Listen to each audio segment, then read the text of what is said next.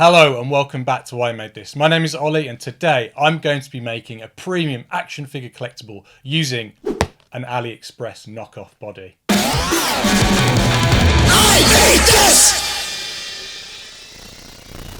So I don't know about you, but I love these premium high-end action figure collectibles. The only thing I don't like about them is the price. These things go for stupid money.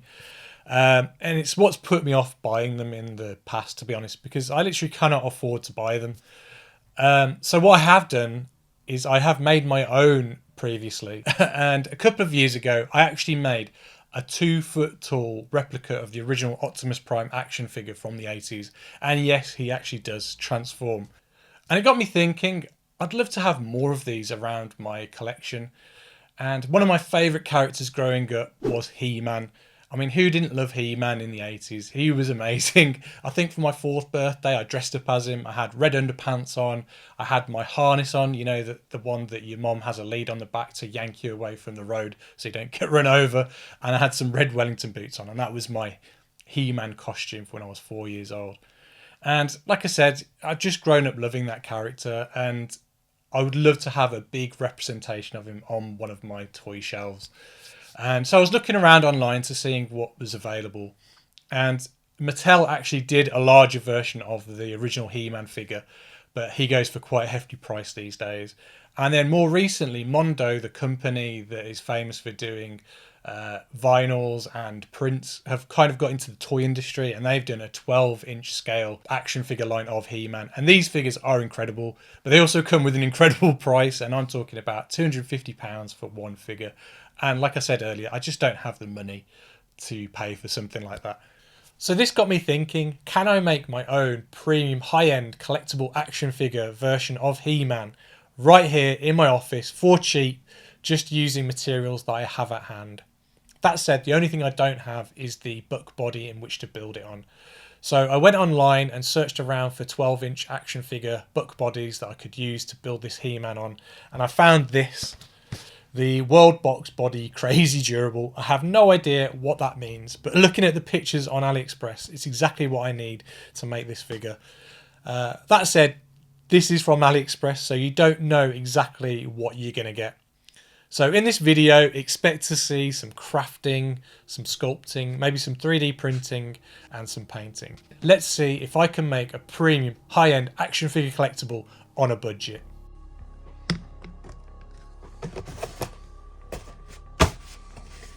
This is the World Box Body Crazy Durable, and it's for ages 17 and up apparently.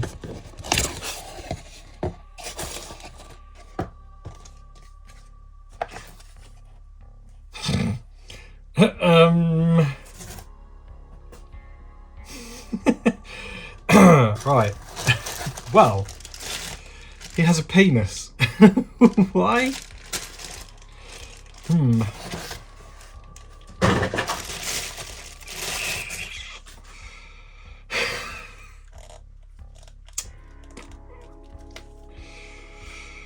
Sure.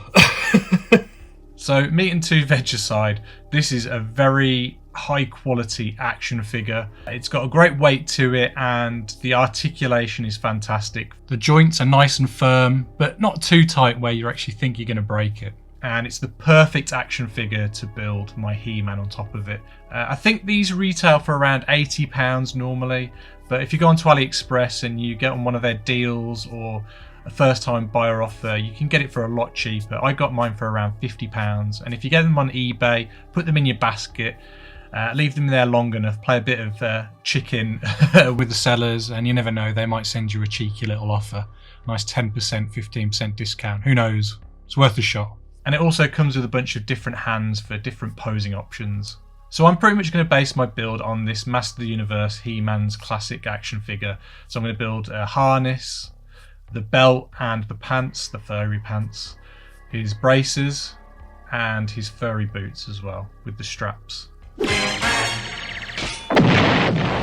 So the first thing I'm going to start making is the harness, and before I do anything I sketch out the harness itself and cut it out and fit it onto the actual action figure buck just to make sure it's the right size.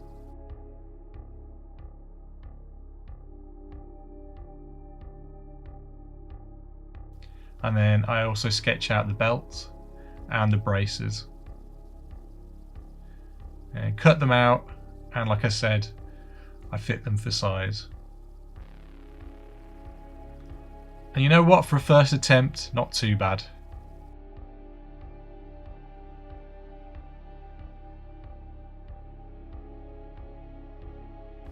I then stick them all down onto a piece of paper and scan them into the computer.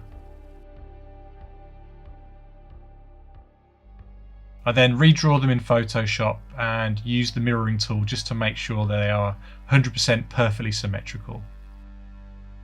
And I also draw the other details that adorn his harness, his belt and his braces.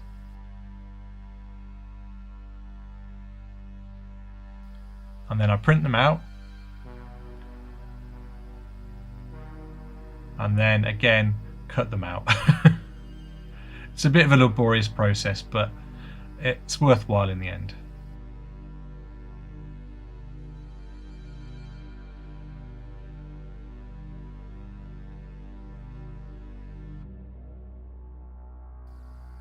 And there are all my pieces.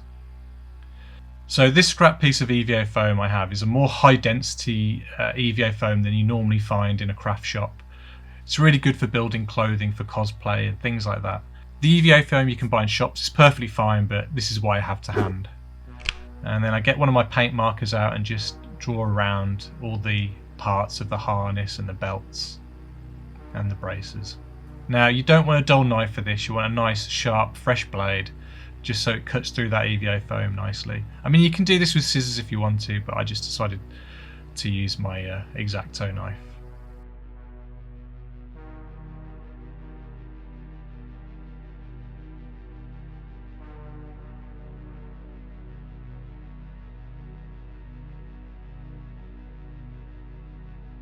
So this is contact cement and this stuff reeks. So make sure you put on a mask, because otherwise you're going to be going to Eternia if you breathe in too much of this stuff. But basically what you do is you apply a thin layer onto the surface that you want to glue, and then a thin layer onto the surface of the other part you want to glue together, and then you wait for it to dry. And then once it's dry, you can then attach them together and it creates such a strong bond. But the great thing about this glue is that it's still flexible. So if you were to use super glue on this, it will kind of dry rock hard and it will lose any flexibility that it has. But using the contact cement, it keeps it nice and flexible. And this is the same kind of glue that cosplayers use while putting together their costumes. Now you can actually buy this in tubes, so it's not in a big tub, and it's normally around £3 to £4. But like I said, make sure you wear a mask because this stuff is potent. And all I'm doing now is just building up that detail on the harness. So I'm making a dog's dinner of this right now, and it's very, very messy, but don't worry, I have a plan. So if you get a tiny little bit of methylated spirits or paint thinner on a cloth and just carefully pick away at the excess glue, it breaks it down, it breaks that rubber kind of texture down, and so as you can see it just cleans up nicely. But don't do too much of it, because otherwise you'll just completely remove the glue from underneath all the parts you're sticking and it'll all start to fall apart, and we don't want that.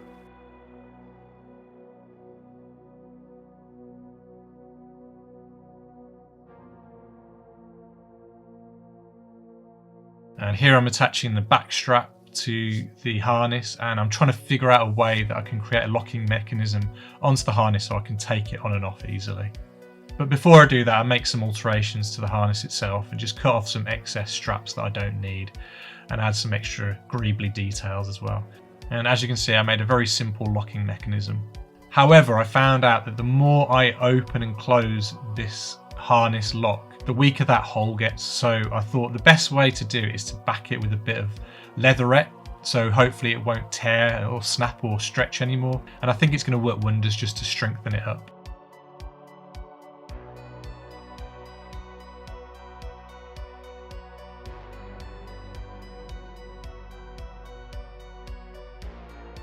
And it's still got a bit of stretch and a bit of give. But yeah, look at that, it locks perfectly. This foam clay is fantastic, and it's kind of like a clay version of EVA foam. Once you've molded it into the shape you want and let it dry out in the air, it takes about a day, 2 days to dry out. You can then treat it like you would EVA foam. You can cut it and glue it using the contact cement, and I thought it'd be great just to build out the details for the belt and the harness and the braces.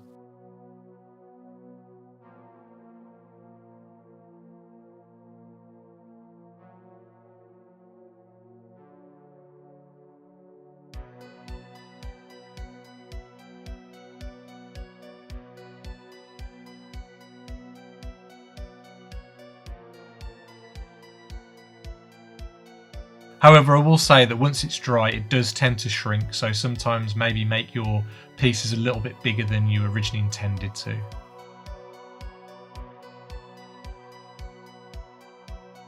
And now I'm just simply gluing on all these pieces of the dried foam clay onto the belt.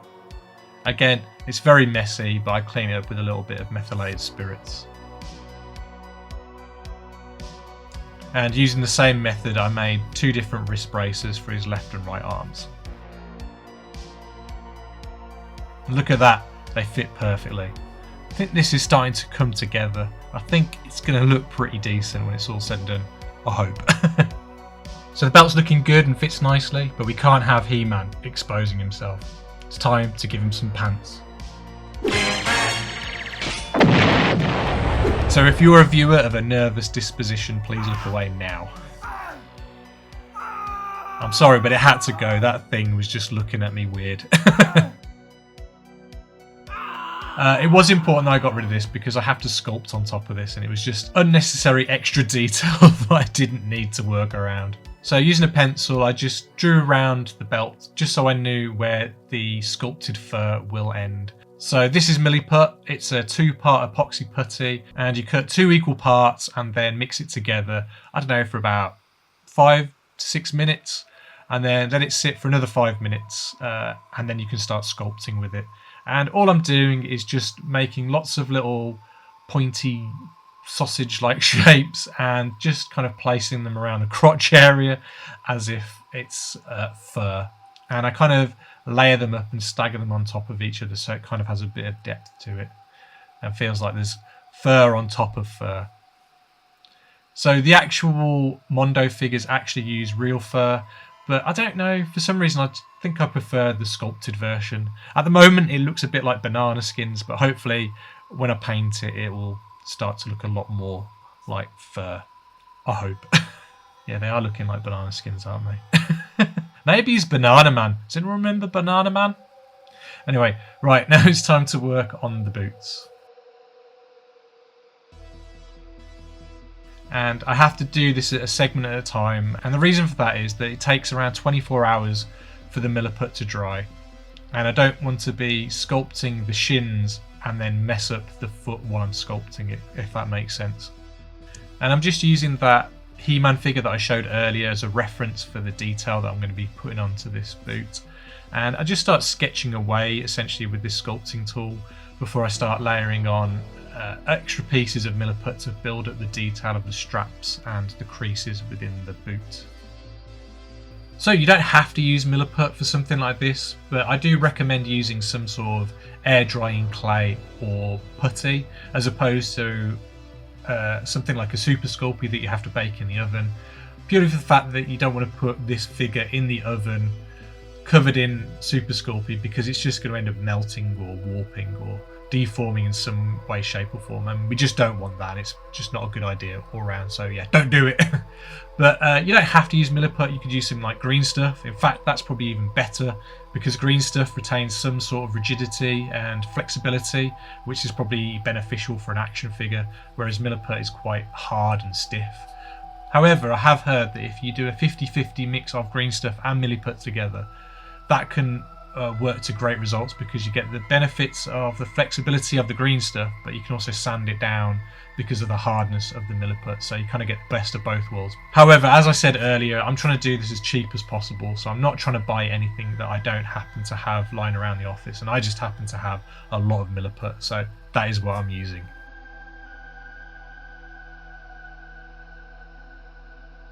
But yeah, I think He-Man's boots are coming along nicely. Ooh, I can hear you cry. But I'm doing this project in between other projects, so making music videos and things like that. So I'm just doing this as and when I can. And like I said, not only am I trying to do this as cheap as I can, I'm also trying to do it as quickly as I can as well. And for £10 I found some STL files that had the axe, the sword, the shield and a head, so perfect, no brainer. So I'm doing this on the cheap, so I'm just using the dregs of some leftover resin that I have in the office. All my prints came out pretty well, to be honest. I didn't have any major issues with them. The only issues I had is that I probably have my platforms and my little attachment areas set a little bit too big on the actual items because I'm scared that they're going to fall off in the print bed while it's printing. And it leaves some marks that I don't particularly want on the 3D print, which I have to sand down. Here you are, can you see those little stipple marks there? I don't really want those, so I have to sand them down. But that's something I can refine through the printing process, and yeah, I just need to kind of work on that. And I broke a little chunk off the blade there, so I had to fix it with a bit of Milliput, but no harm, no foul, it looks great. So I decided to print out two different heads for He-Man. One a little bit more realistic, and the other one a bit more like the cartoon with the silly bob. And it took me 3 attempts to get the size right, but I got there eventually, and I think they look pretty good. So I'm shoving a load of Milliput into this head so I can create a socket that will fit on top of the ball joint on the neck.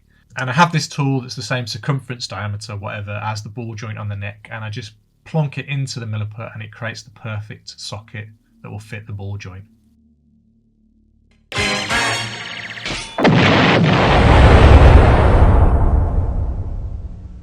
So even though nothing's painted, we can get a good sense of how this figure is going to look when it's all put together. And you know what?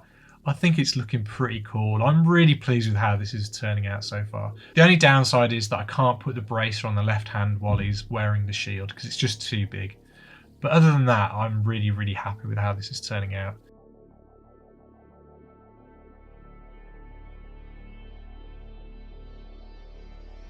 And the great thing about this figure is all the articulation points, and it means you can have him raising up his sword while he looks up at it, which is a bone of contention with a lot of He-Man figures, that they're not able to do that, haven't got the wrist articulation to do that, but this figure has it. It looks awesome.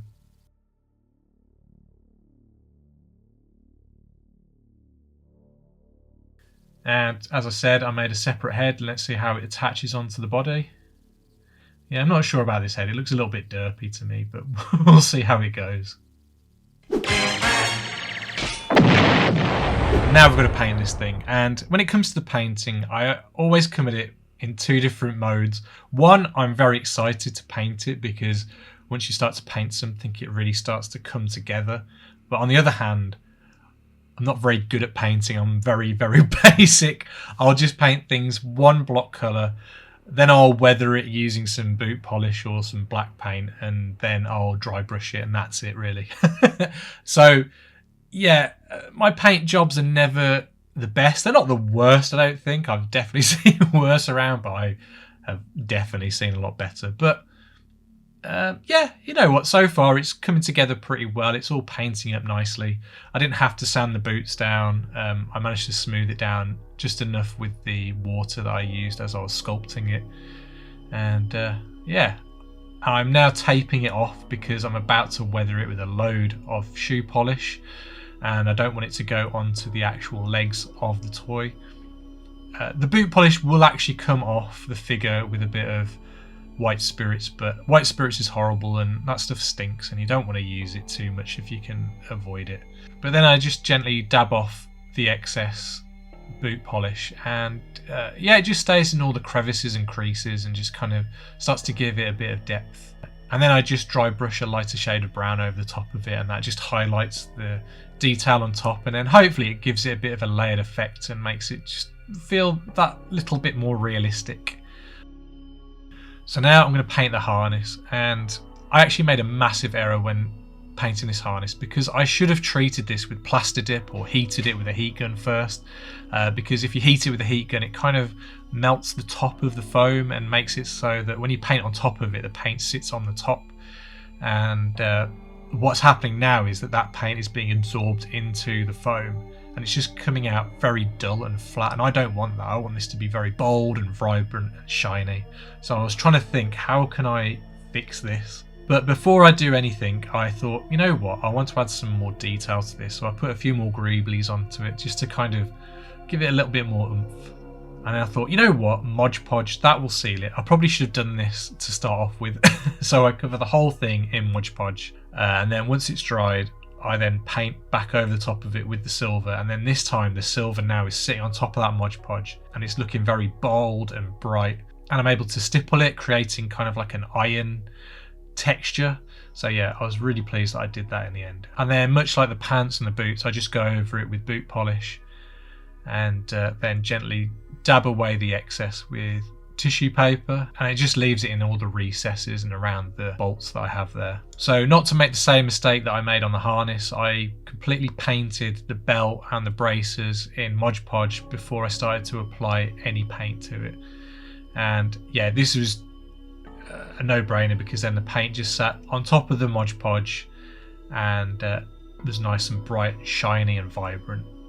Now, every other Masters of the Universe figures I've seen in this scale, they kind of go for gold highlights for the belts, and I didn't really want that. I wanted to use bronze because I feel like bronze is a much richer, nicer colour than gold.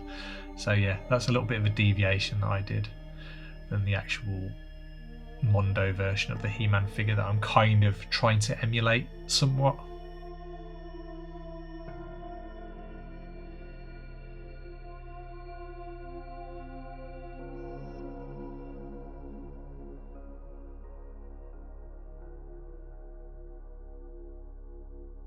Then all the weapons have a handle, so I go over it with a nice dark brown and then cover over it with some boot polish, take off the excess with some tissue paper, and then dry brush a lighter shade of brown over the top of it just to kind of accentuate all that detail. And then I just start painting the extra bits of detail silver, like the blade and the end of the hilt there. Now, I probably should have primed these with some spray paint, but the weather is absolutely terrible at the moment and I just couldn't be bothered to go outside, to be honest. So yeah, I just painted on top of the 3D print straight away, which, I don't know, probably was a mistake, but this thing is just going to be placed on a shelf once it's finished. It's never going to move ever again, so I think it'll be alright. And like I said, I just did the exact same technique for all the handles. Bit of brown paint, bit of boot polish, bit of dry brushing, job done. Thought I'd carry over some of that bronze colouring onto the weapons as well, just to kind of uniform the whole thing a little bit. And I actually use a bit of Mod Podge on the handles because I don't want any of the paint to chip off when I'm placing the weaponry in his hand. It'll just create an extra level of protection over the handle, so hopefully the paint won't chip or rub off. And again, doing the exact same process as I've done to the handle, to the back of the shield there.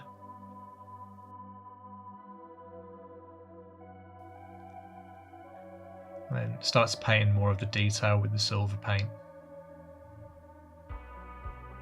Looking pretty decent, I think.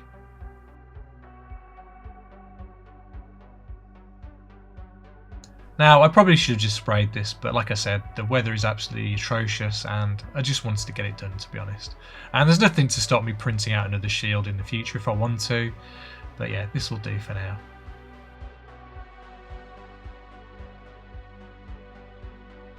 And again, putting some of that bronze detail onto the shield just to kind of keep it all uniformed. And then covering it in the good old boot polish before dabbing away the excess.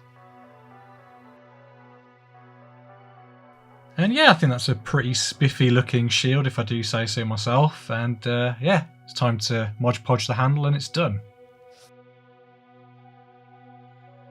So now I'm going to attempt to paint a realistic-ish face, and I had to watch a few tutorials on this just to kind of get it right, but I painted the whole thing white, gave it a nice base coat of white paint, and then using watered down paints, I'm just going to paint in layers, very thin watered down layers, and I first off with a fresh pink, then a vibrant red, and then blue of all colours. I mean, we have blue pigment in our skin, so a bit of blue goes on there. And it's starting to look a bit zombie-ish, but I'm going with the mode of trust the process. So then I put a wash of yellow over the top of it, and then a kind of a burnt umber colour. And you know what? It's starting to come together. I'm starting to see the results of this process. And because of the way you stipple it on, it kind of creates imperfections in the skin. So it kind of creates like little freckle looking areas and things like that. So it looks realistic, at least, you know, at this scale anyway. And then I'm doing a very similar process for the hair with some washes and then dry brushing a lighter shade on top of it. I probably made this hair a little bit too orange. He's a bit ginger, but I don't know. I think he looks alright. He was pretty ginger in the cartoon, wasn't he? Wasn't he? I don't know. I can't remember. And then I had to paint the eyeballs with a pin, and then painting the lips. And yeah, the pupils and that aren't the best, but you know, they're very tiny, and I had to do it with a pin, like I said. So now that the heads are painted, it's time to assemble this figure all together. I'm very excited. But first of all, I'm going to take all this tape off. There are some bits of boot polish that have kind of seeped through, but like I said, that can be cleared off easily with a bit of methylated spirits. And now just putting on all his accessories and armour. And with his head on, it's now finished. Time for the reveal.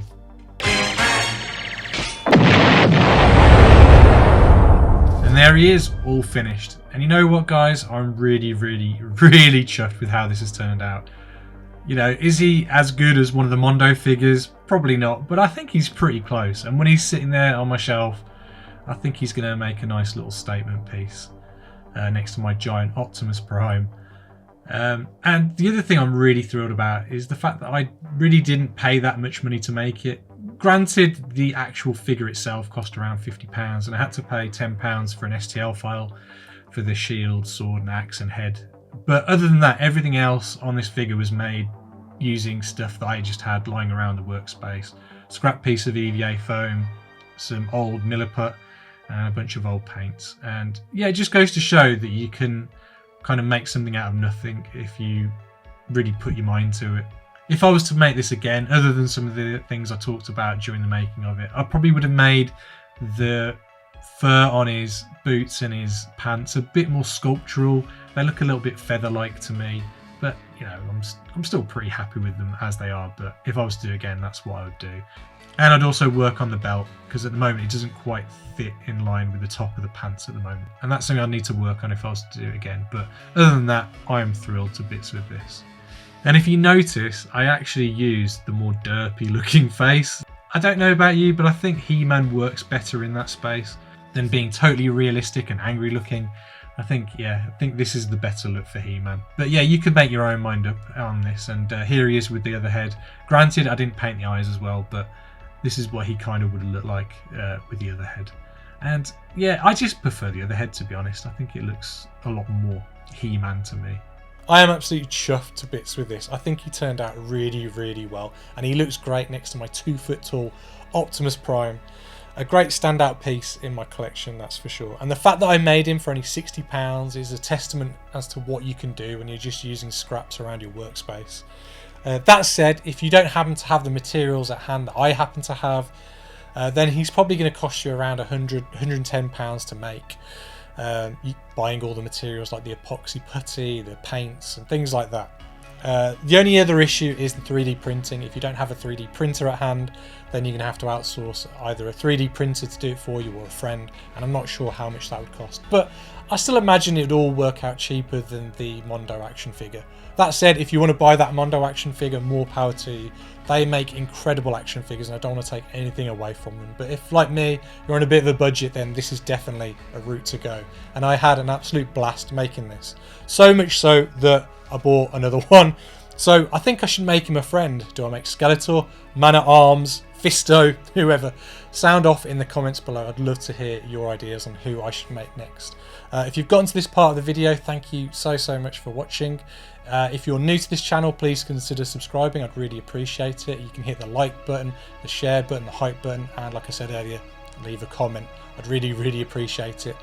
I'd also like to thank my Patreons for making this video possible. Thank you guys so much. If you'd like to get involved, you can hit the link in the description below.